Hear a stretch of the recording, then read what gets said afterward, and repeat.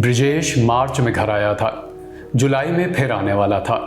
अभी संडे को ही तो फ़ोन पर मेरी बात हुई थी उससे, और अब ये खबर। 26 साल का ही तो था मेरा बेटा, लेकिन जवान कभी डरते नहीं।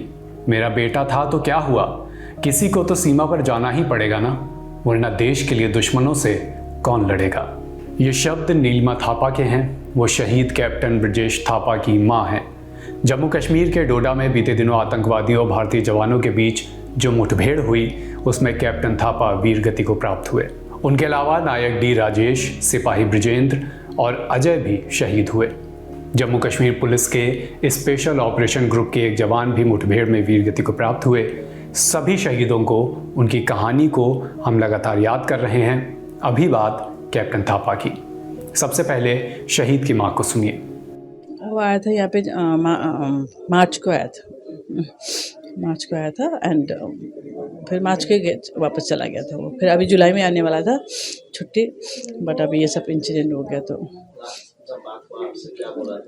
वो तो सभी एवरी टाइम वो used to be very happy, ऐसा कुछ नहीं कि कंप्लेन वम्प्लेन कुछ नहीं था। तो अभी संडे वो पापा से और मेरे से बात किया था, तो संडे वो वापस नीचे ही आया था वो उनके जो उसमें। फिर उसके बाद फिर चले गए, मतलब 9 o'clock में फ़ोन आया उसका, 11 o'clock में वो फिर ऊपर जा रहा था, वो ऊपर डोडा में ना। उसके बाद तो उसका फिर बात ही नहीं हुआ। कल सडनली वो फिर मैसेज आ गया फिर रात को। नहीं, वो तो सभी अभी तो जाने तो चाहिए ना, क्योंकि नहीं तो देश में कौन लड़ेगा फिर। आप हम लोग जैसे कहाँ बैठेंगे, है ना। उन लोग वहाँ पे बॉर्डर में बैठे हुए, इसलिए हम लोग यहाँ पे आराम से बैठे हुए। नॉट ओनली मैं, सभी लोग, है ना। अगर वहाँ पे नहीं होगा तो ये फिर सारा ये लोग तो सिटी ख़त्म कर देगा।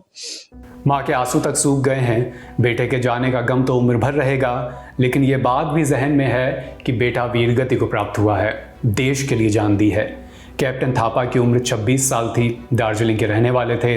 2019 में ट्रेनिंग पूरी करने के बाद ब्रिजेश आर्मी में कमीशन्ड हुए थे। 2 साल तक वो 145 एयर डिफेंस में सेवाएं देते हुए ही 10 राष्ट्रीय राइफल्स में एक्स्ट्रा रेजिमेंटल ड्यूटी भी करते रहे। कैप्टन थापा की 3 पीढ़ियां सेना में रह चुकी हैं।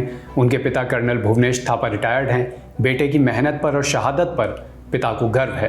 वो कहते हैं कि मैं तो हमेशा उससे कहता था कि नेवी में चला जा, आर्मी बहुत कठिन होती है, लेकिन उसे आर्मी में ही जाना था। मेरा लास्ट बात संडे में हुआ था, 9:30 बजे सुबह। तो उस टाइम में वो बोल रहा था कि वो एक दिन पहले ऊपर से नीचे आया था, ऊपर पहाड़ी से, और दूसरे दिन फिर उसको वापस उधर ही जाना था, क्योंकि कोई खबर है करके उनको बोला था कि ऊपर मेरे को जाने का आदेश मिला हुआ है। तो फिर वो मैं 9:30 बजे बात किया, वो बोल रहा था मुझे 11 बजे स्टार्ट करना है यहाँ से। तो वो और 6 या 7 घंटे का क्लाइंब करना है ऊपर चढ़ के, वो ऊपर का, क्योंकि वो तो रोड नहीं है वहाँ पर, तो ऐसे जंगल का रास्ता ही ऊपर जाना होता है। तो उसका पार्टी लेके ऊपर जाना था। तो यही लास्ट बात हुआ था। और मतलब 14th को है, और ये 15th को नाइट को ये हुआ है। कितने साल से सर्विस में है वो 5 साल से 5 ईयर्स है। कितने साल के थे वो 27 ईयर्स के 27 ईयर्स। मतलब आपके रिटायर्ड आदमी है, तो उनको क्या यही से बचपन से यही शौक था हाँ, वो जो है वो हमेशा बोलता था कि मैं क्या अपने आप जैसे ही मैंने जाना। जब हम गाड़ी में भी चलते थे तो हमारा जो फौजी गाड़ी में मैं आगे बैठता था और पीछे बैठते थे बच्चे थे, तो वो बोलता था किसी दिन मैं भी आगे के उसमें सीट में बैठूंगा करके बोलते थे। आपका देश के लिए हाँ जी। अपना दिया, क्या बोलेंगे?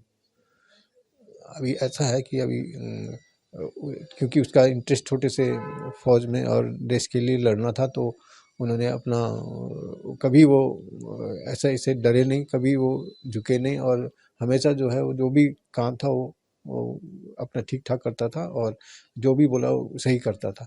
और ये कि जैसे छोटे से ही उसको हमने बताया भी था अगर आर्मी में नहीं जाना किसी और, क्योंकि उसने इंजीनियरिंग कर रखा है, बीटेक किया हुआ है, तो उन्होंने बोला था, लेकिन वो बोला नहीं मैंने आर्मी में ही जाना है। तो हमेशा मेरा भी कोई आर्मी का जैसे जैकेट वगैरह है वो भी लगा के वो घूमते थे। हाँ, वो तो शौक था इसीलिए।